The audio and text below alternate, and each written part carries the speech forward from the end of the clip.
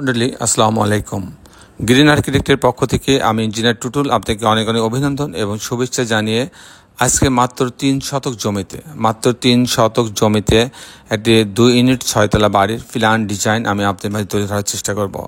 দর্শক মন্ডলী, আমরা প্রতিদিন চেষ্টা করি নতুন নতুন আইডিয়া, নতুন নতুন স্বপ্ন নিয়ে আপনাদের মাঝে উপস্থিত হওয়ার জন্য। আজকেও ঠিক তার ব্যতিক্রম না।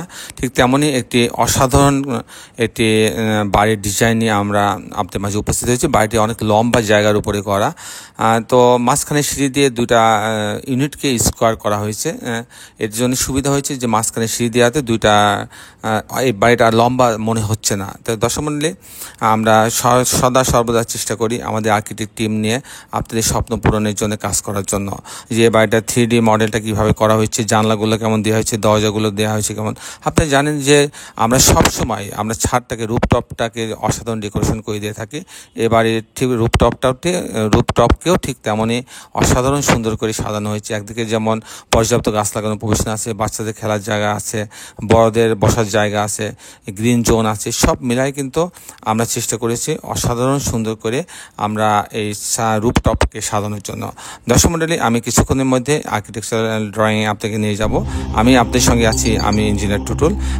আমি কিছুক্ষণের মধ্যে আর্কিটেকচারাল ড্রয়িংয়ে আপনাকে নিয়ে যাব। দর্শক মণ্ডলী, আর্কিটেকচারাল ড্রয়িংয়ে আপনাকে নিয়ে আসলাম। আর্কিটেকচারাল ড্রয়িংটা এরকম যে গ্রাউন্ড ফ্লোরে আমি দেখাবো। প্রথমে গ্রাউন্ড ফ্লোর দেখানোর আগে আমি আপনাদের দেখাচ্ছি যে বাড়ির সামনে একটা বড় একটা রাস্তা আছে। এই রাস্তা থেকে পার হওয়ার পরে রাস্তা থেকেই কিন্তু বাড়ির যে লম্বা যে জায়গাটা, সামনে একটা গ্যারেজ রাখা হয়েছে এবং একটা ছোট ইউনিট রাখা হয়েছে বাম পাশে। এবং এটা হচ্ছে গ্যারেজ, আপনাদের এন্ট্রেন্স, এটা গ্যারেজের অংশ। বাম পাশে হচ্ছে এটা ইউনিট বি, এটা ছোট একটা ইউনিট রাখা হয়েছে।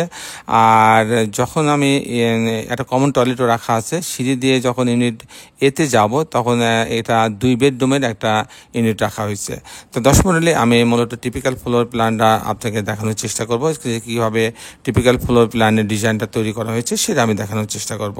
তো দর্শক মণ্ডলী, আমি যদি ইউনিট বিতে আসি, দেখেন সামনে 2টা বারান্দা আছে, 2টা বেডরুম আছে, একটা বেডরুমের সঙ্গে একটা বাথরুম অ্যাটাচ করা আছে, একটা ডাইনিং ড্রয়িং একসঙ্গে করা আছে, এর সঙ্গে একটা কমন টয়লেট রাখা আছে, তারপর একটা কিচেন রাখা আছে। এই হচ্ছে মোটামুটি 2 বেডরুম দিয়ে এটা সাজানো হয়েছে মাত্র 538 স্কোয়ার ফিটের মধ্যে। যখন ইউনিট বিতে যাবে সেটা 568 স্কোয়ার ফিট। ঢোকার পরে একটা ড্রয়িং ডাইনিং আপনারা দেখতে পাচ্ছেন। তারপরে এখানে বাম পাশে একটা কিচেন রাখা আছে, এটা একটা বেডরুম আপনি দেখতে পাচ্ছেন। এটা বেডরুমে বাম পাশে একটা, ডান পাশে একটা বেডরুম আছে। ডান পাশে যে বেডরুম, এই বেডরুমের সঙ্গে একটা বাথরুম অ্যাটাচ করা আছে, বারান্দা রাখা আছে। এই হচ্ছে মোটামুটি কম্বিনেশনটা এরকম ছিল। দর্শক মণ্ডলী, এই ছিল মোটামুটি আর্কিটেকচারাল ড্রয়িংটা। দর্শক মণ্ডলী, এখন আমি আপনাদের দেখানোর চেষ্টা করব যে এই ধরনের বাড়ি নির্মাণ করতে কত টাকা খরচ হয়, তার একটা হিসাব আমি আপনাদের মাঝে তুলে ধরার চেষ্টা করব। দর্শক মণ্ডলী, এই ধরনের একটা 6 তলা বাড়ি নির্মাণ করতে গেলে যদি পাইলিং না লাগে, সেক্ষেত্রে ফাউন্ডেশনে আপনি প্রতি স্কোয়ার ফিটে 1000 টাকা থেকে 1200 টাকা খরচ হবে। প্রতি তালা কাস্টিং যদি আমি করতে চাই, কাস্টিং বলতে বোঝায় বিম কলাম ছাদ, সেখানে 650 টাকা থেকে 700 টাকা খরচ হয়। আর এই ধর বাড়িটা যদি আমি কমপ্লিট এই বাড়িটা তৈরি করতে চাই, তা ছবির মতো যদি এরকম একটা বাড়ি তৈরি করতে চাই, সেক্ষেত্রে এই ধরনের একটা বাড়ি নির্মাণ করতে আপনি প্রতি স্কোয়ার ফিটে 1800 টাকা খরচ হবে। যে 3 শতক জমিতে এই বাড়িটা আমরা ডিজাইনটা করছি, তাতে 1240 স্কোয়ার ফিটে যদি আমি 6 দিয়ে গুণ দিই এবং প্রতি স্কোয়ার ফিটে 1800 টাকা খরচ হচ্ছে, তাতে 1,30,00,000 টাকা হলে এ ধরনের একটা বাড়ি করা সম্ভব। 1,30,00,000 টাকা হলে এ ধরনের একটা বাড়ি করা সম্ভব। দর্শক মণ্ডলী, এই ছিল মোটামুটি আজকে আমার উপস্থাপনা। আপনি যারা দেশে এবং দেশের বাইরে আমার এই ভিডিওটি দেখলেন, সবাইকে আমি আমার প্রতিষ্ঠান গ্রিন আর্কিটেক্টের পক্ষ থেকে অনেক অনেক অভিনন্দন এবং ধন্যবাদ জানাচ্ছি। দর্শক মণ্ডলী, আপনারা যারা এখন আমার চ্যানেলটা সাবস্ক্রাইব করেন নাই, তাদের কাছে অনুরোধ, দয়া করে আমার চ্যানেলটা সাবস্ক্রাইব করে নেবেন এবং বেল আইকনে এটি চাপ দিয়ে রাখবেন। তাহলে আমি প্রতি পর্বে যে ভিডিওগুলো দিই সেগুলো আপনার দেখার সুযোগ পাবেন। দর্শক মণ্ডলী, শেষের বেলা একটি কথা, আসুন আমরা সবাই আমাদের এই সুন্দর পৃথিবীটাকে সুন্দর রাখার জন্য অন্তপক্ষে একটি করে গাছ লাগাই। সবাই ভালো থাকবেন। আল্লাহ হাফেজ।